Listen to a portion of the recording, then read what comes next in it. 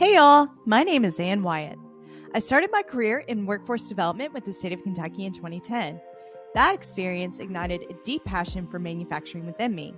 I started this show hoping to raise more awareness around the bright outlook manufacturing careers have.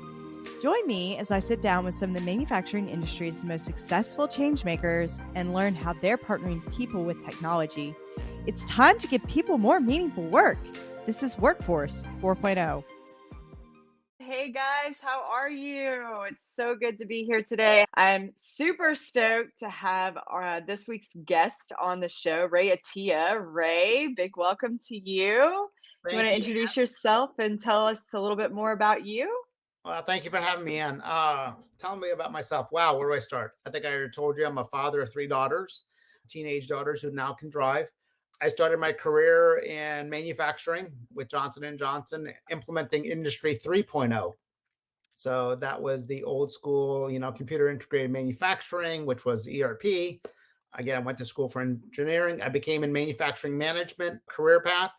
I was a third shift supervisor, became director of operations at a very early age, and then started my manufacturing improvement training business when I was 26. Since then, I have acquired a technology business, started a manufacturing firm or a company during the Great Recession, and basically, an author of basically everything fearless to really create a fearless frontline. That's amazing. Well, that's quite fearless to start in a manufacturing operations firm during the Great Recession. That's for sure. Absolutely. And for those of you joining us for the live today, we have a special show today because Ray did write a top ranked business book called Run, Improve, Grow. I have my copy here. And he is willing to give one of our lucky viewers a signed copy of his book today, which is sold out on Amazon. So that's the only way you can get a copy of this book is through Ray Attiyah himself. So really stoked to be giving that away and really excited and anxious to see who's going to end up with that. Yeah, and I'm going to be super jelly. We'll give him this book right here. Awesome. Perfect. Right from the bookshelf. Exactly. Very cool. Well, before we get started into more of a fearless frontline and a fearless culture, Ray, it's just a tradition.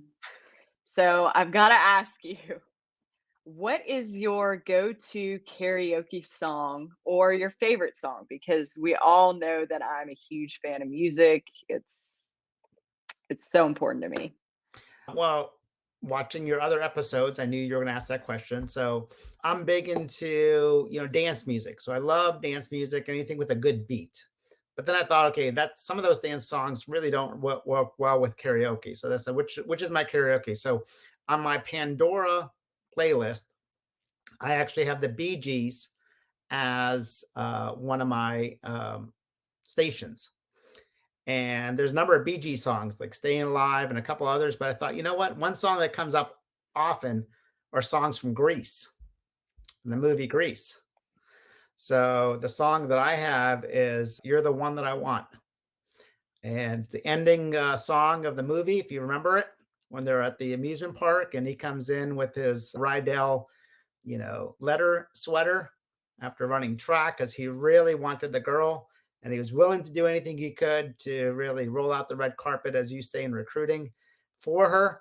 And so that would be the song I would add to my karaoke list.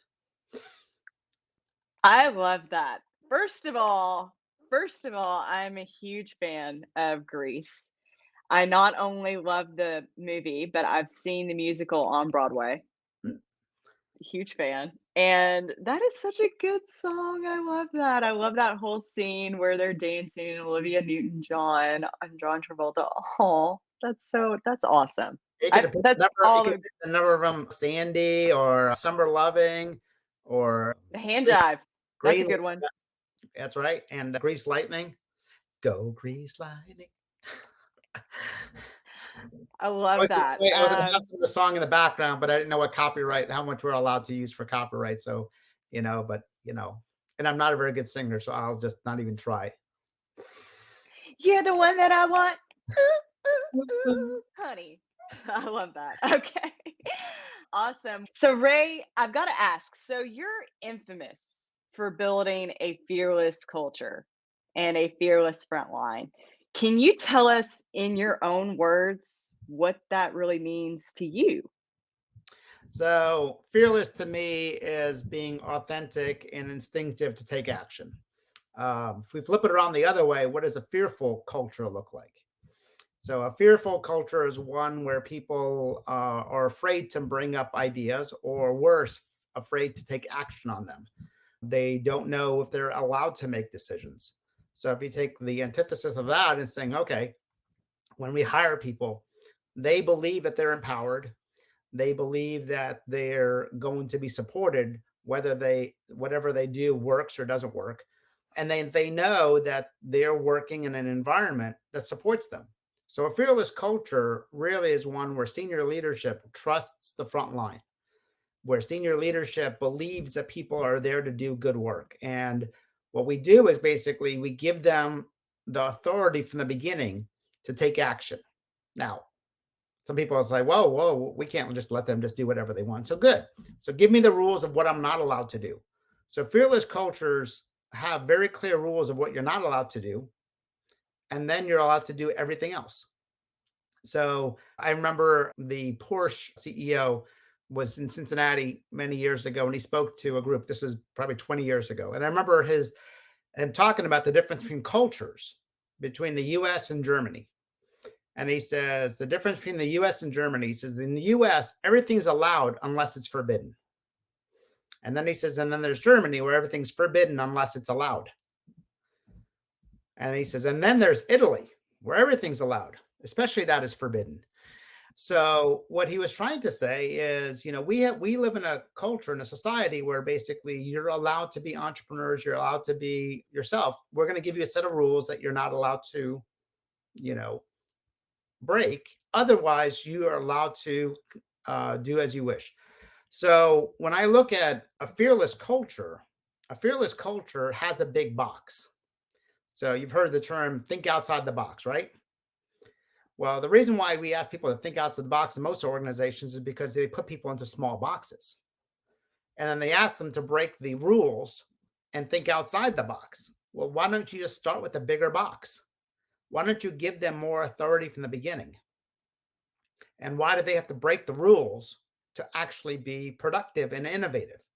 So a fearless culture is one that supports my trials, believes me that I have good intent, and is one that allows me to own my success because people take ownership to what they create. And if they're not allowed to create it on the front line, then the ownership is owned by others. And then I'm not going to have the same level of commitment to keeping it from, how do we sustain it, but also how do we continuously improve it? So truly a fearless culture is one that truly believes in people. And when we say the term, we make people number one and the customer number two, they truly believe that and they act on it on a consistent basis. Absolutely. I mean, that's just a lot to unpack.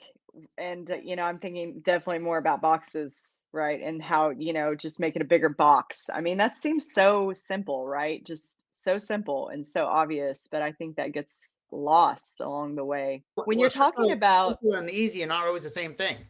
So it's simple. Golf is a simple game, but it's not easy. So I think right. there's a beauty of it, of how do you make it simple? Because making things simple, like my iPhone is simple for me to use, but it's a complex device. So I think this requires intentional design. This is probably where my industrial engineering natural talents come in. So you're building an intentional organization that has these principles in it that appear to be simple to the user, but behind it, it's rather complex, which is good. Now, complexity is good. Complicated is bad. But to make it simple, it actually requires a significant amount of design thinking. Exactly. And I love the engineering application of design thinking as an HR function. Exactly. Um, Yes, I'm an evangelist on that. I love that whole philosophy, but that's neither here nor there.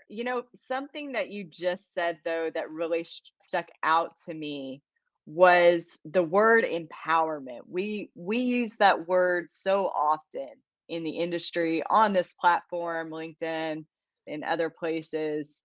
We're always dropping that empowerment, right? What does empowerment mean to you? Because it's such an intangible concept, right? You know, what does empowerment in a tangible sense look like to you? Do I have the power to make the decision? Very simple. Simple enough. Yeah. Am I empowered to make that decision without having to go ask for permission, without having to worry that I'm not going to be supported? When you truly believe that you can do that, then you become fearless. When you don't believe that you have the power, then you're not empowered. So when, you visited Upside Innovations, that was the manufacturing company we started during the downturn. And I remember the employees were empowered to make a decision on their tools, on their work gloves. And I remember a huddle that occurred where Danny, the supervisor, spent 15 minutes just showing them different samples of welding gloves. 15 minutes. And everybody was engaged. And they said, pick two. We could end up with two. We don't need 20. We don't need one. But this is what's touching their hands all day long. They were empowered to make that decision. And again, that's just a simple one. But, are you able to make the decision on, telling a customer, I'm sorry, but we don't want to work with you anymore because you don't treat our employees very well? Are you truly empowered to make that decision? Absolutely. That's interesting. And coming from a candidate perspective, a job seeker perspective, if I were going to entertain a new opportunity or what have you, maybe my position has grown a little stale, there's not as much growth there.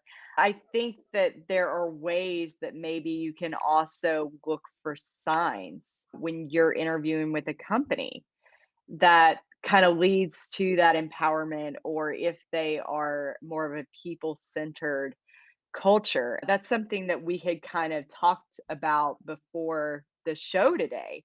But how do you think that individuals that are seeking new opportunities, what's the best way for them to vet potential employers during their interview process? So there's three things that I think they can do. But before I cover those three tips, let me first describe the three types of organizations that I think that they'll run into. So they'll run into the type of organization that I believe in, which is a fearless culture that believes in their people and builds, as you said, the HR design systems and their talent systems support that. Okay, so they believe in people and their management and leadership systems support that. And again, we manage systems and processes, we lead people. So that's one type of organization. Another one is one that does not believe in people. They don't believe in empowering people. Decisions are made by a certain select number of people, and they build their systems around that. But they're, unapologetic. They believe in it, and they're consistent with that. Okay, and that's a different type of organization. And actually, you're going to find this hard to believe, but I actually respect those organizations that commit to that. I've seen them be wildly successful in their business. Now, their challenge is going to be maintaining and engaging and retaining talent, the top talent people. But I've seen organizations do that. The third group of organizations are the most dangerous. And that is what I call the hypocrites. They're the ones who say they believe in people, but deep down inside, they don't. And when you really push comes to shove, their business systems, their principles, their leadership systems, their management systems basically go against those fearless principles. So they say one thing, but they really believe something else. So those are the ones you have got to vet out and watch out for. Now, there's some people who want the second group. Hey, I just want a paycheck. I just want to go to work. For example, I'll tell you, my wife, when she was working years ago at Chiquita, She cared about volunteering and working in children's hospital or volunteering there or they. So she just wanted a good job. She didn't need like certain things. So she wanted a place where I knew I was done at 6 o'clock or 5:30, I can go and so forth. So for some people, that's what they want. Okay. For others, you want, innovation and engagement. So the 3 tips that I would tell them to do, number 1 is do your research. So one is, by finding who used to work there, who used to work there, and not just read the reviews online on Glassdoor and Indeed, but read the wording of what people say. And, for example, I just read a review recently of a company that had some very positive ones, but then underneath it, it says, don't make your employees or care about your values when it's convenient for you. Okay. So there's a tip there. Again, I'm a poker player, so I look for those tells. Okay. So you're looking for those tells. And then what they brag about mostly are pizza parties and t-shirts, but there's no substance behind it. It looks, from a style, but there's no substance behind it. What you're really looking for is caring. Do people, how do they feel? Are they cared about? The other one is look for evidence when you're meeting with the people and making sure that you're talking to people on the front line, not just in senior leadership. And, one of the questions I like to ask people is, how does this job compare to what you expected? And not how's it going, but how does it compare to what you expected? And that's when you get a little bit of the ho-hums, on a positive note, one of the people who joined Upside, I asked her that question. How does it compare to what you expected? She's like, wow, it's much better than I expected. And she said, I try to do my reviews, looking for reviews online.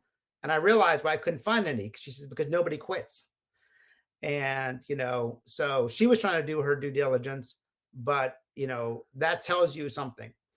And then so when you're asking those questions to the folks, is making sure you're asking the questions people who are doing the work is, what improvements would you make that would allow people to make better decisions? What decisions are you able to make here compared to other places?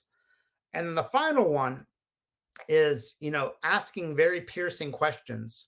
So there's lazy questions and there's piercing questions. Lazy questions: how many employees do you have? What are your goals and objectives? Piercing questions is, for example, what am I not allowed to do? And not only listen for the answer, but also listen how they respond to that answer. So what you're looking for is you're looking for their temperament. Are they like, so, at my old company, my training company, I told people there's 2 things you're not allowed to change. You can't adjust pricing. You can't adjust our strategy. Other than that, you're allowed to go. So I was very clear with what you're not allowed to do. Now, you could be part of those discussions, but you can't just do them, on your own. But they were clear that everything else they're allowed to do. And then that gives some clear-cut boundaries, right? It was a big box. People know what to expect, right? No, there's some people who could not work in that big box because they like to have a smaller box and so forth. So there's some people who actually struggled with that big box because they like the, very structured and very defined. So those would be the 3 things I would say is basically, research ahead of time, talk to the people who are doing the work, your own due diligence, but ask piercing questions and don't listen to the answer, but listen to the, the way that they answer and then ask for evidence. Give me an example of where somebody made a mistake and how was that supported? Because you're looking for an organization that wants to experiment and try. That's what I mean. Right. Right now, what organizations are competing on isn't who has the best knowledge or the best people. It's how fast are we learning. So it's the rate at which we're learning that makes the organization successful in the future. I mean, you've got people who talk about growth mindset. You got a fixed mindset and a growth mindset. And it's amazing when you talk to people who say they want a growth mindset and then you challenge them with something and they quickly shut down and say, nope, what we're doing is working. All right. back to that third group of people who say one thing, but actually believe something else. Right. It's all about consistency too, Correct. And do they believe in Right. people? So when there's nobody in the room other than senior leaders, how do they talk about the front line? Do they talk with respect and dignity and honor? Or do they talk about them like they're, brainless and, we've got to do all the thinking for them? Right. Well, speaking of boxes, and this may have answered a little bit of this, Hank, but Hank is wondering how many people can even define what the box is. And that's a great question, Hank, because there has to be a starting point to all this, right? If you're going to think about making a bigger box, you kind of want to think about defining what the box is. So what do you say to that, Ray? So that's a great point. So I think this is again back to that HR design or business design of getting the organization to agree on that. And what the problem often exists is you've got different factions in the organization that don't agree on that box. So you've got, one set of managers who believe in people and you got another set who don't, and you got one group who's risk averse. And unfortunately, as an organization matures, they go from entrepreneurial to structured to disciplined to professional.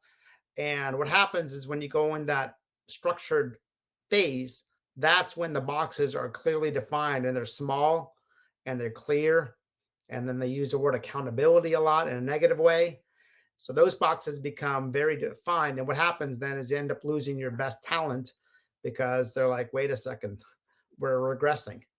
So that's a good point, Hank, which is, it's not only can they define it, but are we then, as you use the word consistent, do we agree on what that is? It's no different than service level agreements. Do we agree on what the lead time is when somebody buys our product? The HR systems are one of the most grossly underdefined areas, except when it comes to compliance. That You compliance, said what I want to say. what's You that? said what I want. You said what I want to say, but can't. Thank Yeah. you. Yes. They got the compliance box checklist because you know Oh yeah. what happens when you mess up. You get your hand slapped, you get sued, you know exactly what happens. What you don't understand is the benefit of starting with that fearless culture in that box. And that's what I've been fortunate to see and watch over 20 plus years, working 1,000,000 man hours amongst my team, work with hundreds of clients and thousands of manufacturing leaders. I've seen what happens when you create a culture of I run this place. When you have a culture that the front line believes I run this place, you can do amazing things. Absolutely. And I've seen good in recruiting. In my years of recruiting, I've seen good examples and bad examples of both. And Upside, for example, is a perfect example. They have a waiting list to apply, if anybody's wondering.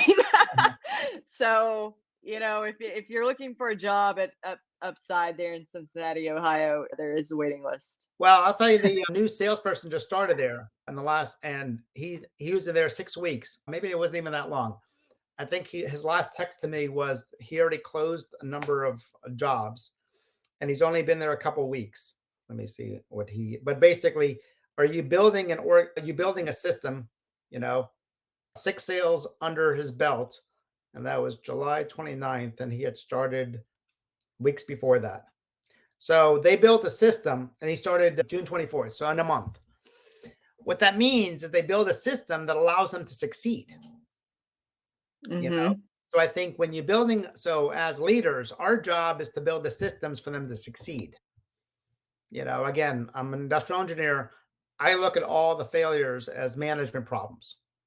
And if we don't build the systems for them to succeed, I don't think we've lost a salesperson there since 2014, 2015, which is like ridiculous. I know. For sales, that is a long time. Correct. Because No they have, offense, they but have that's a long time. well, also because the operations delivers, you know, So again, you don't look bad. You can make and deliver on bold promises, chapter 5, 6 of the book, right? Make and deliver on bold promises. And one of the best, for most companies or manufacturers, they're B2B. One of the best brand builders is making and delivering on promises.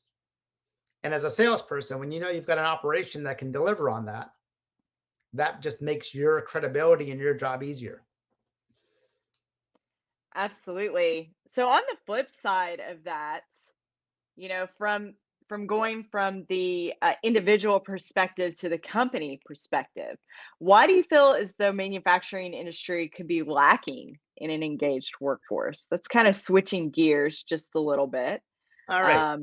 But just your thoughts. So I'm an engineer. I've hired a lot of engineers. I've hired a lot of operations managers. What makes somebody a great manufacturing leader is they're highly intelligent and they're a great problem solver.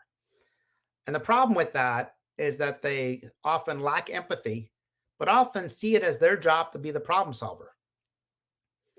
And what happens is they don't think about the human element when it comes to the people side. I remember one good friend, client of mine, Jason Lockwood, said is when we own the run, we're taking an opportunity away from somebody else to grow and develop. So the temperament of manufacturing leaders often becomes the barrier. So their strength actually becomes a negative, which is you're a problem solver. So your job is not necessarily to solve the problems. Your job is to build more problem solvers. I think the other element is overly depend upon technology. So we look for technology as a solution and don't understand the integration of, again, my early days, I was, industry 3.0. I was working with UPS implementing the first computerized clipboards. And I remember introducing it to people who've never even touched a computer or had an ATM card. When I was at Johnson & Johnson, putting in the first computer integrated manufacturing. So you have to kind of recognize that this is new to people that have been successful for many years, but didn't need this technology. So you have to kind of go into it with a high level of empathy. I think that's one big element. The other element of manufacturing, it's interesting because I have a daughter who's working at Chipotle. Well, to me, that's a manufacturing process. You've got a tube-in system for the pinto and the black beans and the rice, and you've got this assembly line, and then you've got the mobile versus that. And she comes home a couple of weeks ago, she's talking about throughput. And I'm like, oh, bless her heart, she's talking about throughput. It said, that's what Daddy went to school for. But what's different between working at Chipotle versus working in manufacturing is one of them, and you said this in your 5 tips in your video, flexibility. Manufacturing is very inflexible when it comes to people's schedule. So for example, at Upside, people can come in anytime between 5 a.m. and 7 a.m. to start work. I mean, how many manufacturers give people a 2-hour window? Hey, if you want overtime, come on in. If you have something going on with your kids, that's fine. So so manufacturing is inflexible. They've got systems and they got standards and they got this and this. And I actually tried to avoid getting a time clock in the shop, but that's where the compliance comes in. It's like, okay, well, you know what? Exempt and non-exempt. And, I'm like, well, can I really do it? And finally somebody said, no, the law requires you to do that. So you've got to have one. Yes. But I want to have the same culture for the office as I do for the shop. And one thing we did, if you notice when you walk through, there was no carpeting, we had the same, and I actually wanted to have no wall between it, but the noise was probably going to be too much. And we're a startup, so I couldn't afford thick glass at that point. But I think those are some of the barriers, is really our belief, our temperament. And again, there's ways for you to build this flexible, caring culture. And again, Upside was intended to be an experiment. It was intended to show run, improve, grow works. And everybody's like, oh, this is good in theory. All right. Here's a real manufacturing company. And they've grown, ever since, from inception in 2009. And my partner, Kevin Sharp, has been basically implementing run, improve, grow from day one. Yeah, it is truly where the rubber meets the road. That is for sure. I have a couple of questions here from the audience, if it's okay to bring those up really quickly. Great. Okay, perfect. Chris is here. He says, usually it takes two to tango, agreeing with everything you mentioned about a healthy, people centered organization. What do you believe the worker has to bring to the table in contributing and creating to this healthy environment? Or is the worker not involved at all? I think that's a really good question. A great point. Absolutely takes two to tango. As we saw from Greece, it takes two to dance, right? Right. So, what I believe, and this is what I've seen firsthand, is you build your system around your top performers. And the top performers have to bring curiosity. They have to be willing to try new things. They have to also be willing to say, I don't know, be willing to learn and grow. And I think that, one of the questions I used to ask people when I interview them is because I'm looking for their ability to learn new things. And I'm hiring top players to come in and work with these companies. So I'm looking for somebody who is humble enough to say, I need more place to grow and I can learn. So one of my favorite questions is, in the last 2 years, what skills did you not know 2 years ago that you've just developed? And I'm looking for somebody who can say that, here's something I didn't know 2 years ago and I've worked on. And I kid you not. Okay. This is a real story. I'm interviewing a vice president of distribution for Coleman down in Wichita, Kansas. And I'm walking through the warehouse with this gentleman. This is over a decade ago. So nobody's going to remember who I'm talking about. And the gentleman was probably a foot taller than I was. I mean, he was almost 7 feet tall. He was a big guy. And we're walking through a dim warehouse where the lighting was dim because, it was controlled by fork truck movement. And I built a hypothesis in my head. And I said, this guy is probably very experienced, but not very intelligent.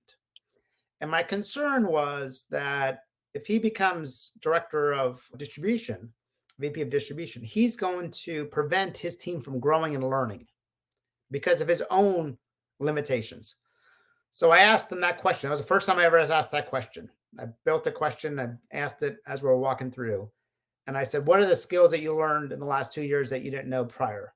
And kid you not, he looks at me, looks down at me. He says, Ray, I know it all. He said, I've learned nothing because I know it all. So I went to the, seriously. So I went to That's the a red flag. operating officer and president. I wasn't sure if you were frozen or if you were just in shock, but I was too. Shock. Yes. So I went to the president and the chief operating officer and I said, his sponge is full. Okay. So back to Chris's question, takes two to tango. Yes. You want somebody who's willing to grow, willing to say, I don't know. Vulnerability is one of the greatest elements of leadership in a fearless culture. We just had a tour. I know Will attended this tour over at Bilstein, and they talked about their industry 4.0 technology and robots and how they got started and automated guided vehicles and so forth. And people asked them, how did you get started? And one of the things I interrupted and I had to say, I said, well, here's the one thing that we're not talking about is the leader, Fabian Schmal, created an organization that was comfortable being vulnerable, of saying, we don't know as leaders. If the leadership can't say, we don't know, then you could forget about, building a fearless culture, because then they're smarter than everybody else. They already thought about it and we don't need your thinking. So back to your comment, Chris, when you hire people, you have to be willing to also hire people who are vulnerable, who says, I've got more room to grow and I'm willing to learn. And my way may not be the best way. And by the way, Run, Improve, Grow is over 200 companies connected together. It's taking the best out of this one and the best out of this one and the best out of the one. Had a great innovation, one had a great, culture, one had a great systems, one had great strategies, and you put them together. It says this is what a complete system looks like. So it's not Ray, it's multiple companies together that collaborated on this together over 20 plus years. Absolutely. Rhiannon has a question about safety. How do you think safety for mistake making enters into this? It seems related to the compliance issue. I think it's related. What do you think, Ray? It is. I'll tell you. So safety is a value, not a priority. So at Upside, we made safety a value because priorities change, but values don't.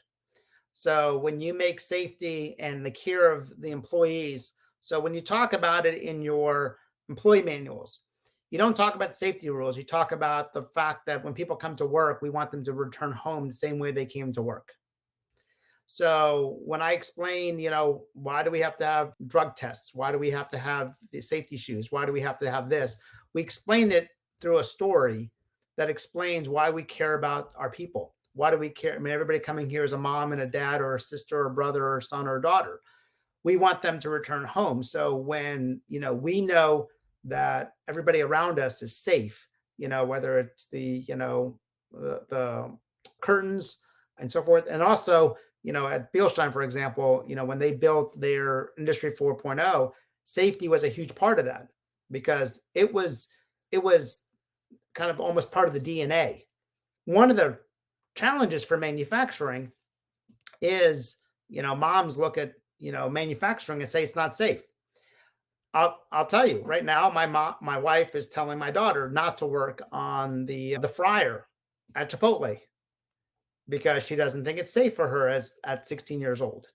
So we have to show that we've factored in the safety elements. And let me show you the safety elements we put in place, because the perception of manufacturing being dirty and unsafe is still there. It's still there. And rightly so, because there are a number, 69% of manufacturers have less than 30 employees.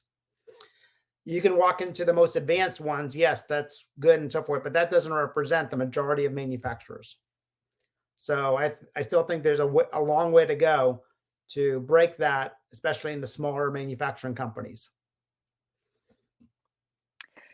Excellent. That is a great segue into our final question for today, which is all about engagement and really your safety answer as well. But I named this episode The Future of Work is Fearless. Why do you think we have not taken action in making these cultural changes that can be holding us back as an industry? Or rather, in your words, why do you feel like we lack the courage to do so? So, when I look at, so one of them is power. One of them is the fear of the senior leaderships to give up that power and allow others to make decisions. Manufacturing is so well established of having standards and systems and, service level agreements and drawings and fixtures and tools that it's highly controlled.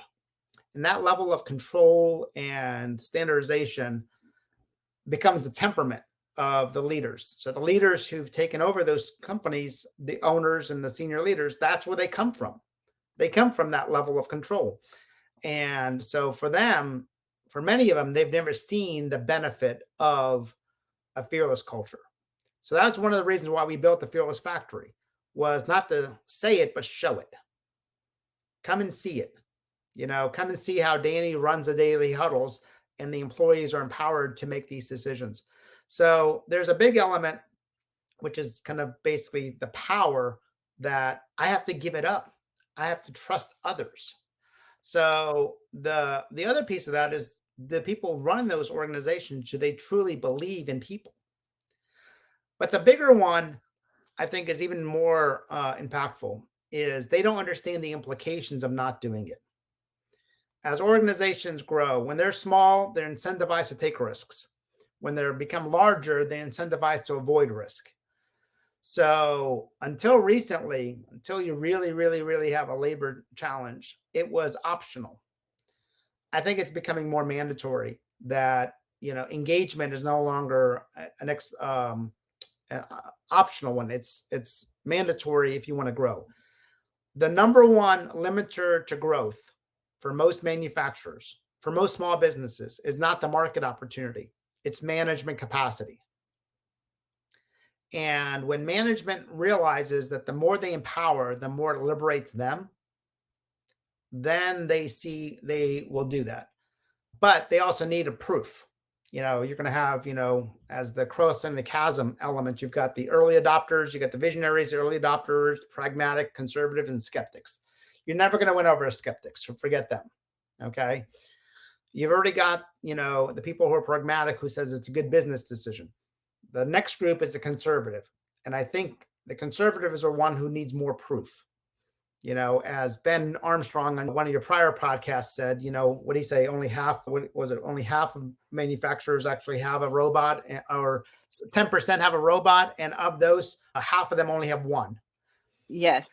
So they're slow. So manufacturing is one of the slowest organizations when it comes to adopting new change, compared to technology companies, compared to financial service firms, compared to retail. It's slow, like molasses. And the companies that can figure this out will have a competitive advantage. So I say to all that, it's the temperament of the leadership in most manufacturing companies. They are engineers. They need to understand it. They need to have data to support it. But they also, many of them just don't believe in the human power.